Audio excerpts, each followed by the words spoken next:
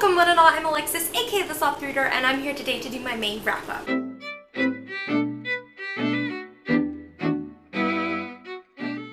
So I actually completed 9 things this month and DNF'd 1, and believe it or not, considering I read quite that many books, I actually was in a huge reading slump in May for 2 reasons.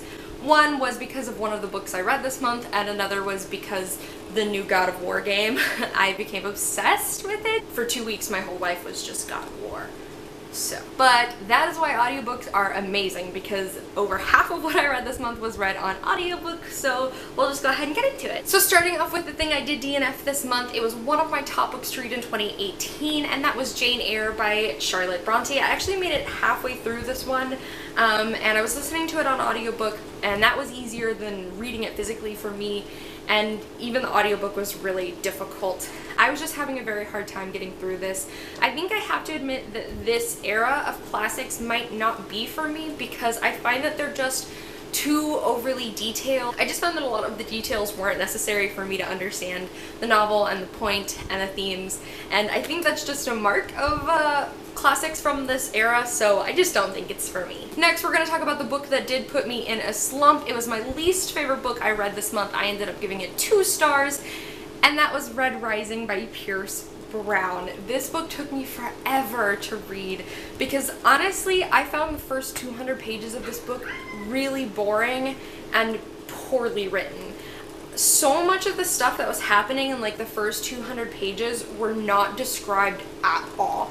There's like a scene where the main character is basically like reformed, and I couldn't tell you how it was done other than basically the book was like magic.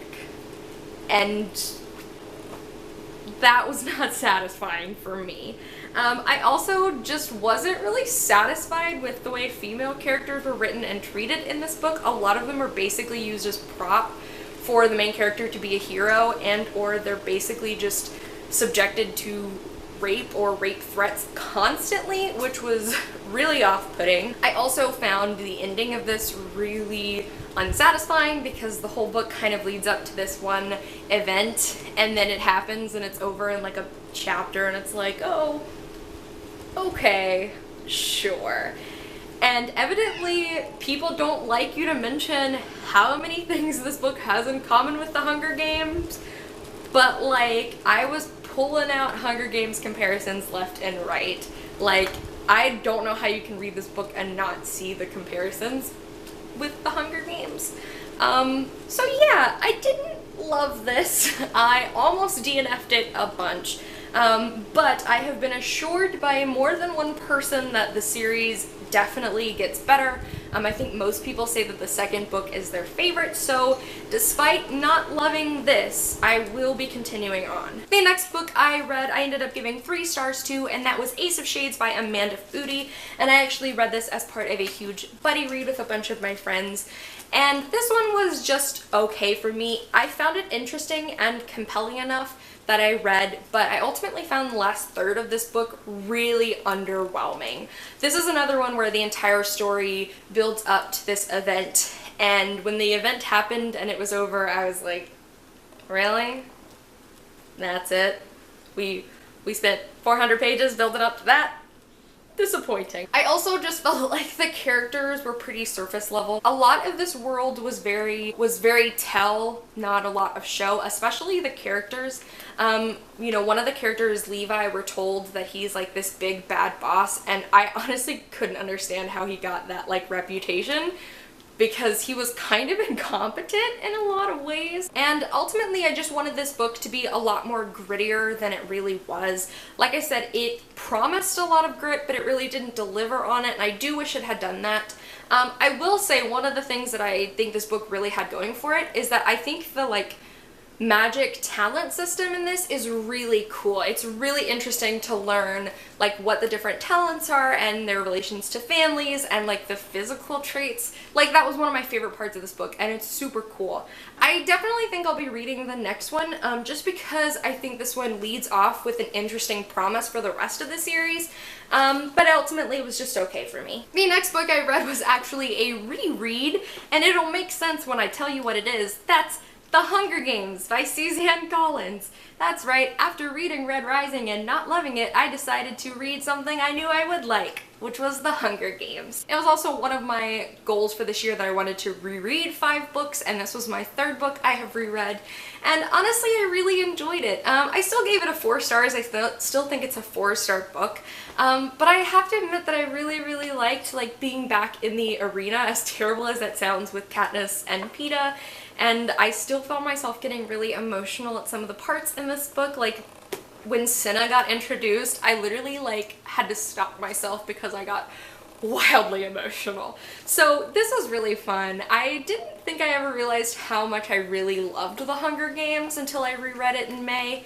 And, yeah, I genuinely really love this series. The next book I'm going to mention is my first of 2 Rick Riordan books I read this month, and that was The Hidden Oracle, which is the first book in the Trials of Apollo, and I gave this one 4 stars.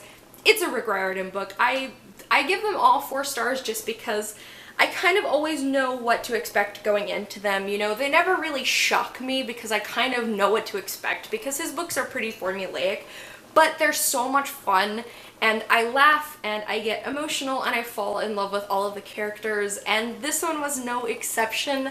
It's a great start to the series, and I've heard that the series just gets better and better, and I'm super excited to continue on, and that's pretty much all I have to say. The next book I read was one I listened to an audiobook, and that was Dear Martin by Nick Stone, and I ended up giving this one a 4 stars as well. This book is super powerful in its message and in how its main character, Justice, kind of develops over the course of the novel, and the conversations and the situations he encounters and how he deals with them and how he reflects on them. And I think it's a great young adult novel. Like, I definitely think that this is a good book for teens. Like, all young adult is good for teens, but I feel like this one is such a great book for teens. I don't know if that really makes sense. This was really good, and I really fell in love with the main character, Justice, and the bits that were written to Dr. Martin Luther King Jr. I really loved those as well. The only reason I did give this one 4 stars, despite how important and powerful this novel is because I just didn't love the writing style.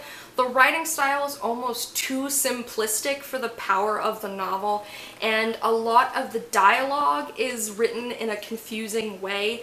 So that's the only reason why I didn't give it 5 stars, but I do think this book is incredible and I highly recommend it. After that, I read My So-Called Bollywood Life by Nisha Sharma, and oh my god, you guys, this book is so much fun.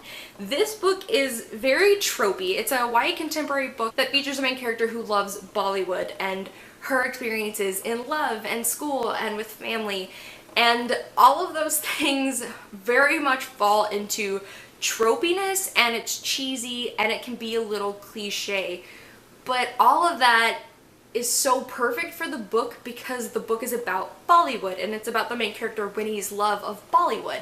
And if you've ever seen a Bollywood movie, you know Bollywood is very tropey and cheesy, and so the book feeling tropey and cheesy fit because it felt like Bollywood. And there's even a dance number in this book because no way was it going to be a book about Bollywood and not have a dance number. And I loved the main character, Winnie. She was sassy, but she was never really abrasive. She was funny, and her romance with Dave was really cute, and this book was so cute. I absolutely recommend it if you're someone who likes contemporary, if someone who likes Bollywood. Like, it was just so cute. The next book I read was another one I did a buddy read for, and that was An Arc of Bruja Born by Zoraida Cordova. This is the sequel to Labyrinth Lost, the 2nd book in the Brooklyn Bruja series, and I really enjoyed this one. I ended up giving this one like a 4.5 stars, and I really liked the first one. I thought the first one was good, but I thought this one was so much better. I think you could really see how Zoraida Cordova's writing had really improved in between the first and second books. This book was funny, this book was emotional, this book really sold the family aspect that I think makes this series so strong. And this one actually follows a different main character from the first book, but all of the characters from the first book are still in it, and they're all still charming and they're all still fun to follow. And this book dealt with a lot of really deep topics the way the first one did, but it still did them in like a fun way. And overall, I just think that this is such a refreshing take on like modern mythology, because there is like a mythology element in this series, and I just think that if you're the kind of person who likes reading mythology books, you'll really love this series because it's just a lot of fun. The next book was another one I gave 4.5 stars to, and that was The Astonishing Color of After by Emily X. R. Pan, and this book was beautiful. Like, the writing in this book, the story, the themes, they were all so beautiful. In this, you're following our main character, Lee, as she goes to Taiwan to reconnect with her mother's family after her mother dies by suicide. And while she's in Taiwan, she's kind of figuring out who she is and who her mother was and what her mother's story was, all that led up to, like, the point in the story. But the story is also is written in a really interesting way where it looks a lot at flashbacks, and there's like a really magical scenes where Lee is experiencing flashbacks like as a third party that are written so beautifully. And I loved Lee as the main character. I thought that she was so realistic, and she was angry, and she was grieving, and I felt like those emotions came across so well and so strongly, and I just think that this book was absolutely beautiful. The one reason I did give it 4.5 stars rather than giving it a full 5 is because there is a romance in this book that I felt like took too much away from Lee's journey of self-discovery and the journey she was going through with her mother. And I felt like a lot of the time that was spent on the romance, I felt like was taking me too much out of like the main story, and so I didn't really like that, and I didn't really feel like this story needed the romance given how like deep it was and how strong it was with Lee's journey of self-discovery. So I couldn't give it a full 5 stars out of that, but otherwise I think that this book was just absolutely beautiful. The last book I read in May, I only gave 4 stars to, but undoubtedly it was my favorite book I read. And it was Magnus Chase and the Gods of Asgard, Book 2, The Hammer of Thor by Rick Riordan. Oh my gosh. Guys, like, at this point, I think I can just say that Rick Riordan's probably my favorite author. Like, is there really an author I love more than Rick Riordan? Have I found that author yet? I don't think so. Because you know what these books do? They get me out of book slumps. You know what these books do? They make me smile. They make me cry at how happy I am to see representation on the pages. I went into the series going, you know what, I'm not going to love a character more than I love Magnus Chase because I connect to Magnus Chase because we're like the same person. I was wrong. Alex Fierro, my beautiful transgender, gender fluid daughter of Loki, is a gift. I am in love with her as much as Magnus is. And this book is fun and enjoyable, and I love these characters, and like, you know, what, I loved it. Just assume every month I read a Rick Riordan book, it's probably gonna be my favorite book because I just love it. I don't have any other excuses. There you go. That's my really poorly reviewed review. Words. Alrighty guys, so that was all of the books I read in May. I would love to know what was your least favorite and what your favorite book you read in May was. I'd also love to know your thoughts on any of the books I talked about. If you like what I do, upload videos on Monday, Wednesdays, and Saturdays, and I'll see you guys soon with another one. Bye!